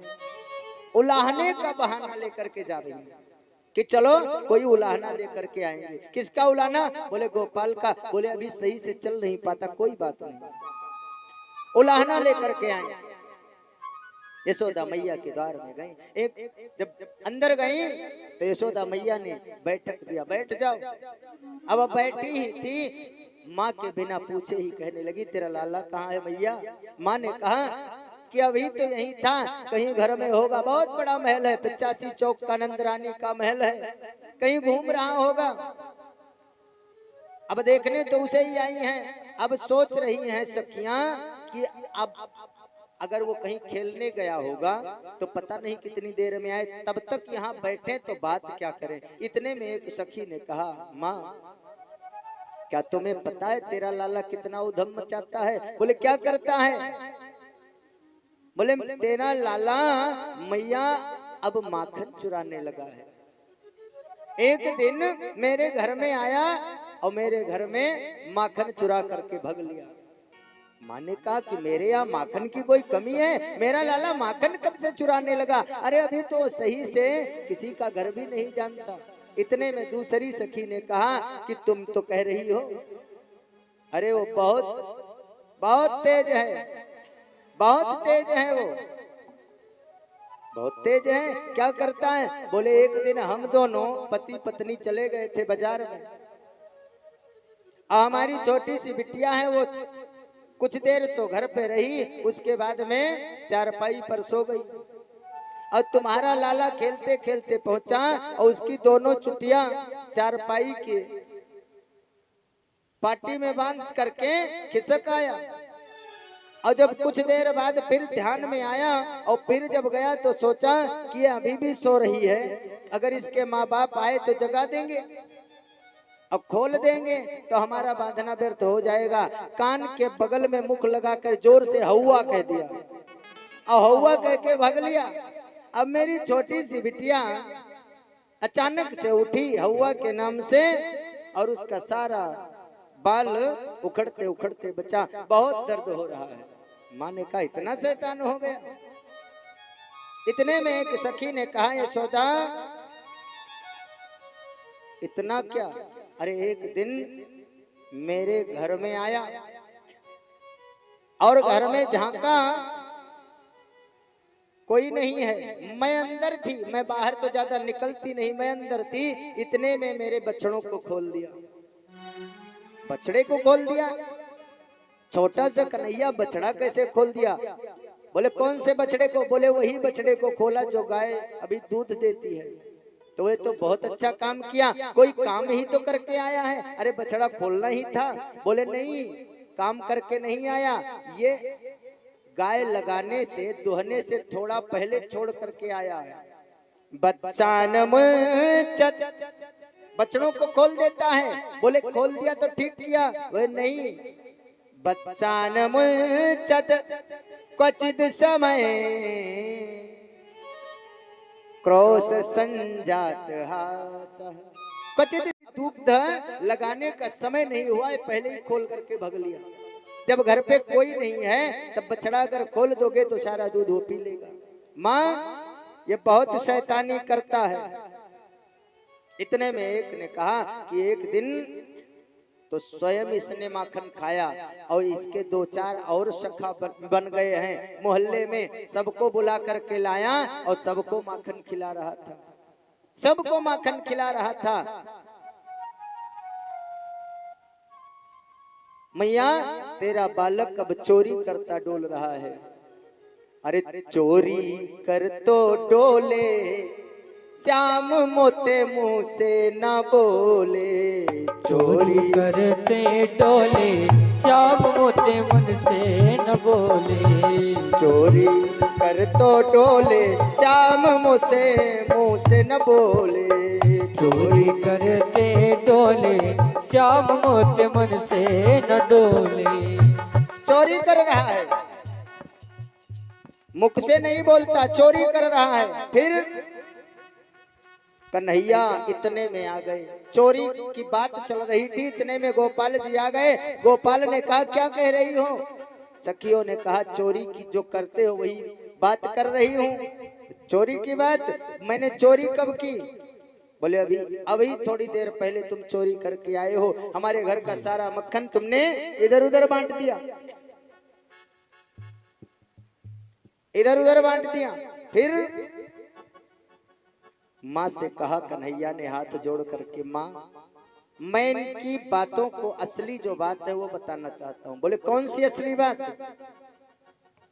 बोले ये जो गोपियां हैं ये आपस में सलाह करके आई हैं। कौन सी सलाह? बोले सलाह करके ये आई हैं कि अगर यशोदा के लाला को चोर साबित कर दिया जाए, अगर यशोदा के लाला को चोर साबित कर दिया जाए तो हमारा बड़ा लाभ हो जाएगा। बोला इनका कौन लाभ होगा अगर चोर साबित हो जाओगे? बोले लाभ ये होगा, इनका तो चाहे लाभ हो चाहे ना हो। माँ आजकल लोग दूसरे का नुकसान ज्यादा देखते हैं, लाभ कम देखते हैं अपना। अगर हमारा नुकसान हो जाए तब भी ये खुश हो जाएंगी। बोले तुम्हारा कौन सा नुकसान हो जाएगा? कन्हैया ने कहा अरे इनको पतियारो करो, इनकी बात मान रही हो? मैं तस्कर ये साह, इनकी बात मान रही हो? ये मुझे तस्कर बता रही हो, खुद शाह है। ये सा नहीं है माँ, ये प्लान बना करके आई हैं। इनको पतियारो करो, मैं तस्कर ये साह। अरे चोर नाम मेरो धरो, मैया मेरो होन न देंगी ब्याह। ये मेरा विवाह नहीं होने देंगी, इसीलिए चोर नाम रखवा रही है। फिर गोपियों से यशोदा ने कहा कि अभी मेरा बालक बहुत छोटा है, अभी ये किसी के यहाँ चोरी करने के लायक हुआ नहीं, कम से कम उलाहना दो तो कुछ सबूत होना चाहिए। सखियों ने कहा कि अब की बार आऊंगी तो सबूत लेकर के आऊंगी, अब की बार अगर आऊंगी तो माँ मैं सबूत लेकर के आऊंगी। मैया ने कन्हैया को नहलाया, उबटन लगाया और उसके बाद में पीली झंगुलिया पहनाई, पैजनी बांध दी और उसके बाद में मोर मुकुट लगा दिया। कन्हैया को मोर मुकुट बहुत पसंद है। मोर मुकुट लगते ही गोपाल जी लगे नाचने, और जब गोपाल नाचने लगे तो मैया ताली बजाने लगी। अरे नाचे नंद लाल नचावे हर की मैया, नाचे नंद लाल नचावे हर की मैया, नाचे नंद लाल नचावे हर की मैया, नाचे नंद लाल।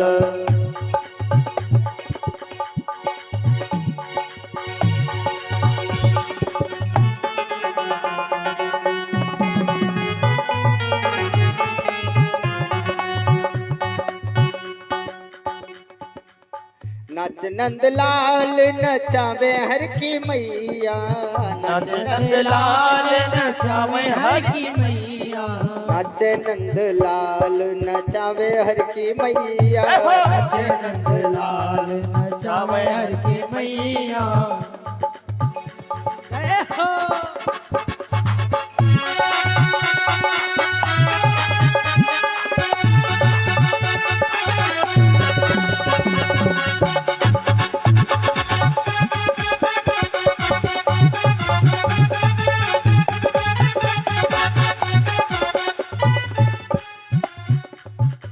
और बता दूध न भावे या को दही न भावे, दूध न भावे को दही न भावे, दूध न भावे या को दही न भावे, दूध न भावे भावे को दही न भावे। माखन माखन माखन मिश्री को बड़ो रे खवैया, नाचे नंद लाल नचावे हर की मैया, नाचे नंद लाल।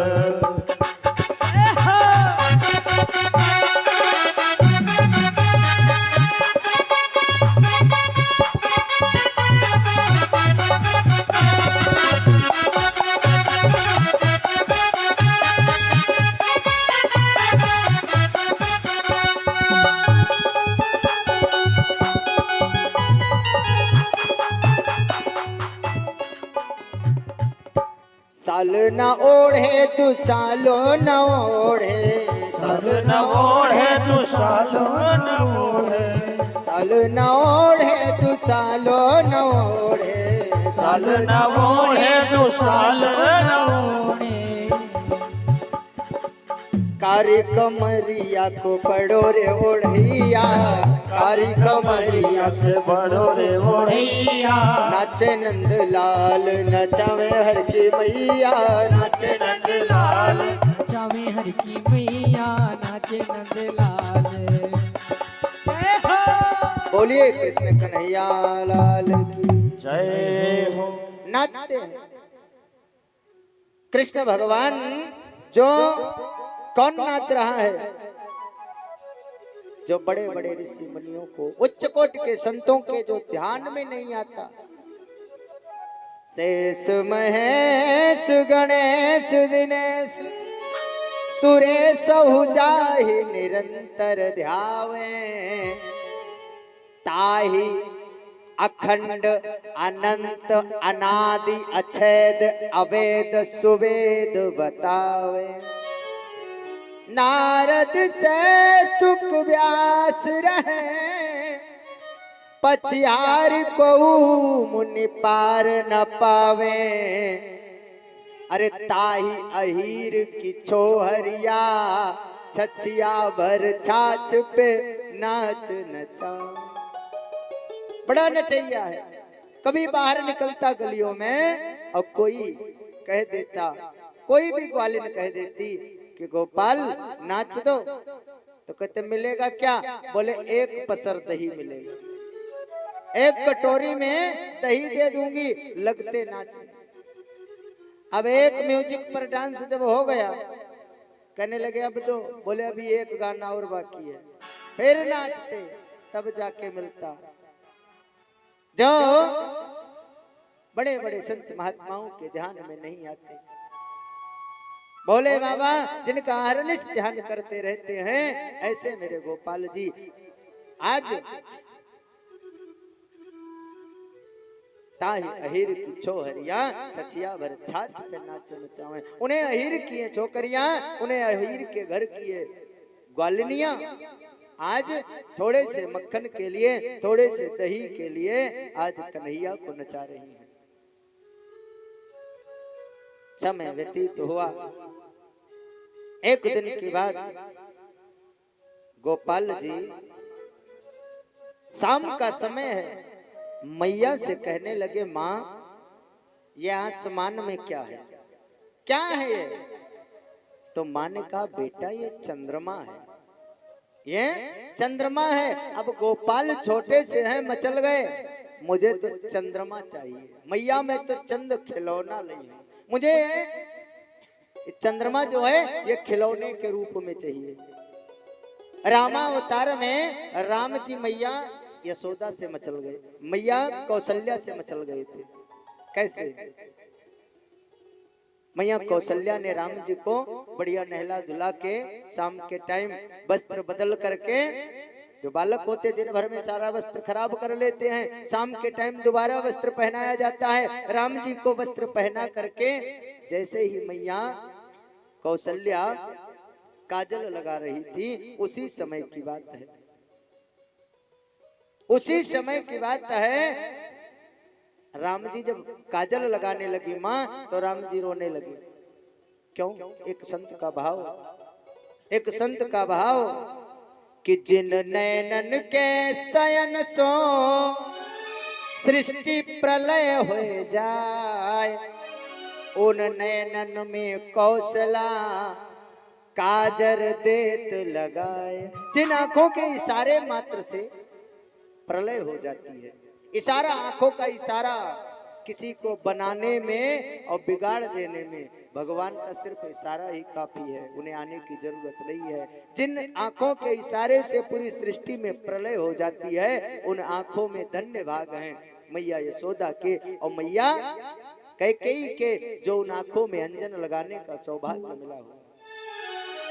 राम जी जब रोने लगे तो माँ ने ऊपर दिखाया, देख बेटा उधर चंद्रमा है। राम जी ने कहा अभी चाहिए। माँ ने कहा कि ये चंद्रमा आसमान में रहता, यहाँ कैसे आ सकता है? जननी की साड़ी को अंचल कही रूठे राम, माँ तुम ही चंद देव बचन उचारे हैं। मैया के साड़ी के पल्लू को पकड़ा और कहने लगे अब मुझे चंद्रमा चाहिए।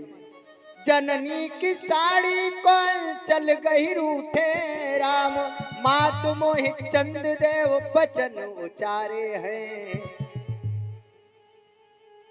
माँ ने कहा कि भूतल पे चंद्र को उतार बे को खेल नहीं, अरे बात अनहोनी लाल नहीं बस में हमारे है।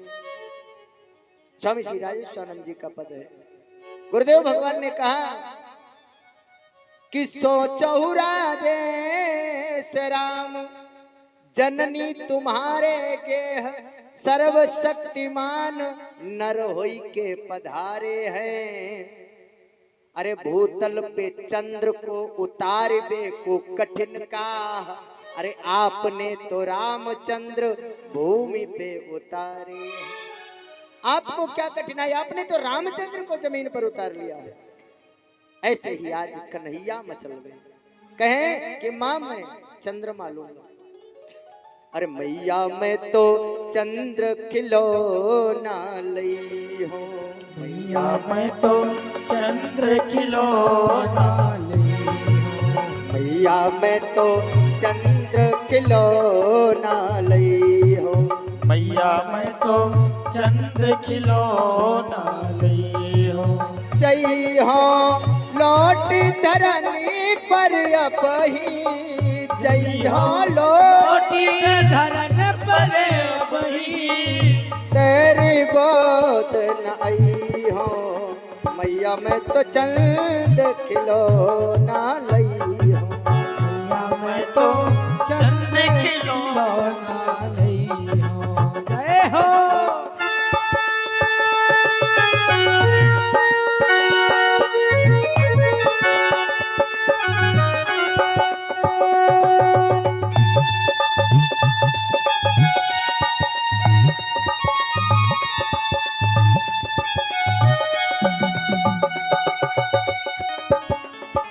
माँ से कहा कि मैया मैं तो चंद खिलौना लई, अगर नहीं देगी तो अभी जमीन पर लेट जाऊंगा, लौट लूंगा। बच्चों की सबसे पावरफुल टैक्टिस है, दो नहीं तो लौट जाऊंगा, सबसे सरल उपाय।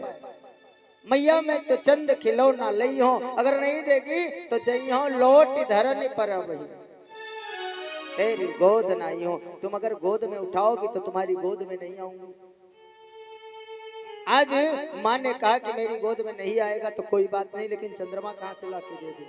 भगवान ने सोचा ये उपाय तो फेल हो गया। दूसरा उपाय, भगवान ने कहा होई हो नंद बाबा जू को सुत, माँ आज से मैं नंद बाबा का बेटा हो जाऊंगा। फिर नंद बाबा का बेटा अगर हो जाएगा तो माँ तो मैं ही रहूंगी। बोले नहीं, वही हो नंद बाबा जू को सुत, अरे तेरो सुत न कही हो, मैया मैं तो चंद्र खिलौना लई हो। अभी चाहिए। माँ ने कहा कि अगर चाहे नंद बाबा का बेटा बना रहे, चाहे यशोदा मैया का बेटा बना रहे, नंद का बेटा बनेगा तब भी माँ यशोदा रहेगी, यशोदा का बेटा रहेगा तब भी बाप नंद बाबा ही रहेंगे। कन्हैया ने सोचा भी छोटे से कन्हैया ये भी जुगाड़ फेल। अब कन्हैया ने कहा कि जब गर्ज लगती है तुम्हारी तब दूध पिलाती हो।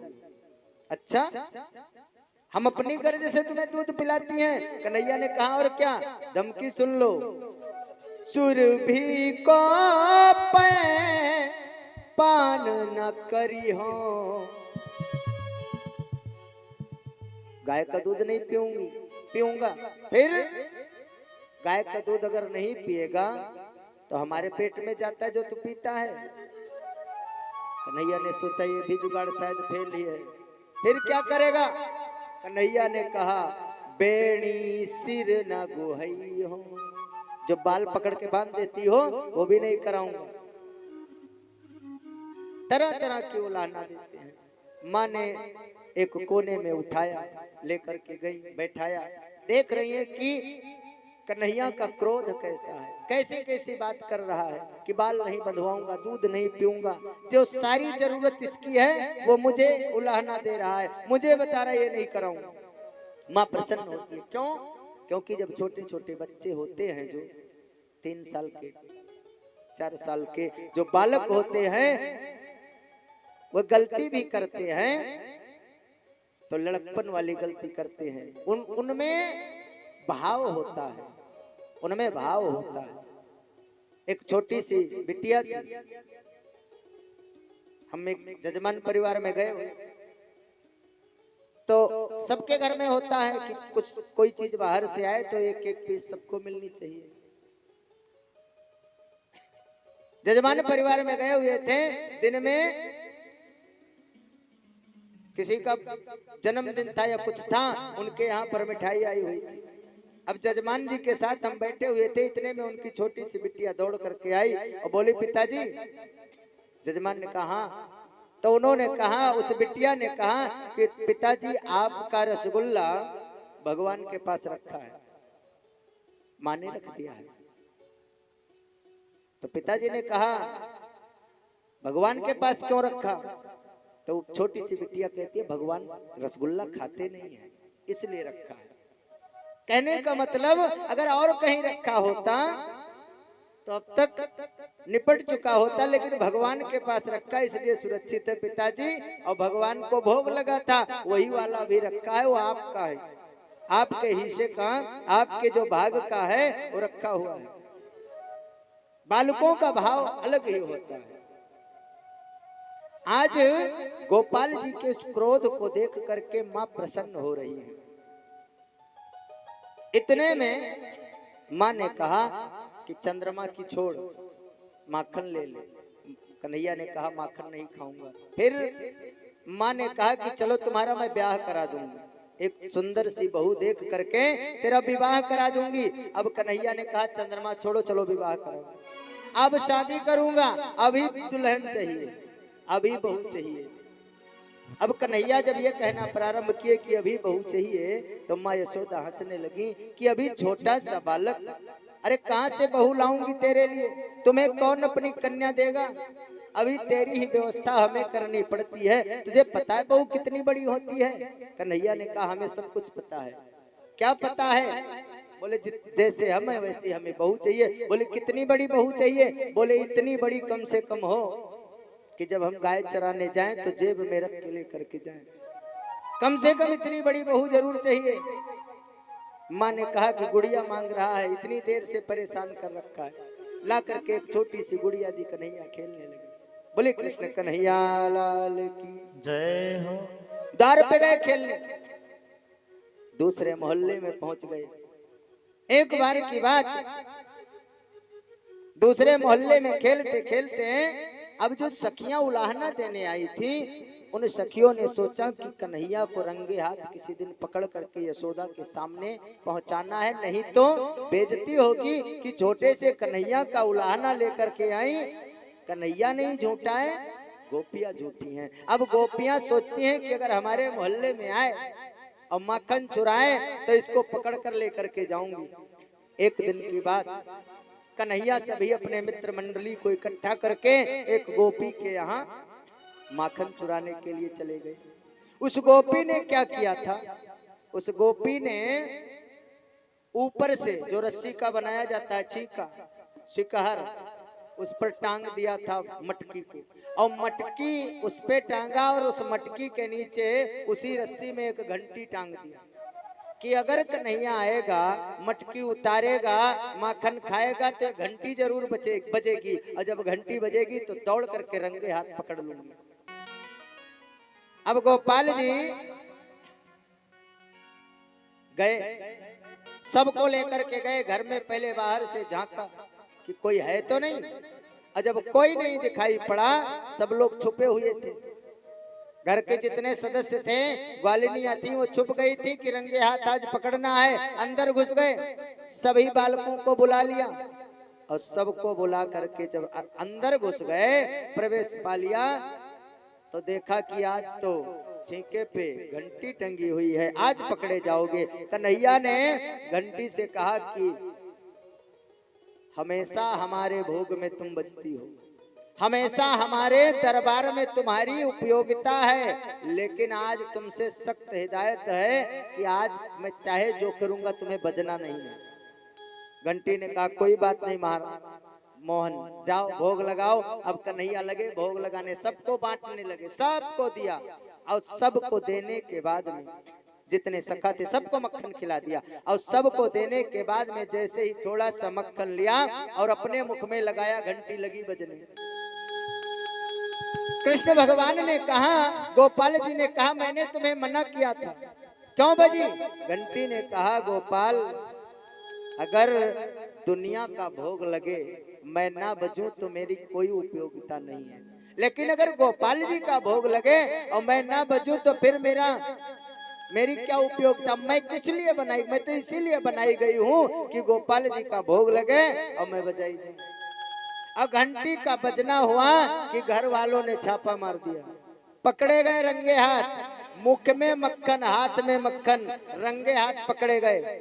हाथ वाला मक्खन उस गोपी ने पकड़ लिया कि कहीं ऐसा ना हो चाट के खत्म कर दे, तो हाथ वाला पकड़ लिया और दूसरा हाथ वाला छोड़ दिया। जिस हाथ में मक्खन लगा है उस हाथ को गोपी ने पकड़ा और लेकर चल रही है कहाँ? यशोदा जी के यहाँ शिकायत करने के लिए रास्ते में जा रही हैं। अब यशोदा का घर उस गोपी के घर से थोड़ी दूरी पर था। अब पहले की प्रथा थी कि जो माताएं होती हैं, जो बहुएं होती हैं, वो सामने अगर रोड पर चल रही है तो ऐसे नहीं चलती थी, घूंघट कर लेती थी, पर्दा कर लेती थी। अब वो गोपी थोड़ा सा पर्दा किए हुए है। इतने में कन्हैया ने कहा कि भाभी, बोले हाँ, बोले देखो सामने से तुम्हारे जेठ आ रहे हैं, थोड़ा सा घूंघट और लंबा कर लो, ये अच्छा नहीं देता, ये कुलीन स्त्रियों का काम नहीं है। उस गोपी ने थोड़ा सा घूंघट और बढ़ा लिया। अब वो जयपुरी साड़ी मोटी वाली, अब पता नहीं कौन सी मोटी होती है, हमें इतना नहीं पता है, मोटी वाली साड़ी थी। अब नीचे तक घूंघट हो गया। इतने में कन्हैया ने कहा भाभी, बोले क्या?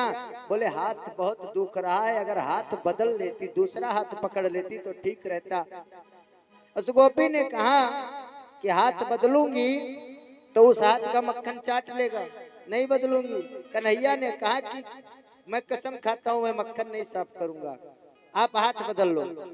तो गोपी ने कहा कोई बात नहीं है। अब वो तो घूंघट में है और हाथ जैसे ही अपना छुड़ाया और दूसरा हाथ वो पकड़ना चाहती, इतने में उसी गोपी के देवर का हाथ पकड़ाया और अपना खिसक लिए महाराज।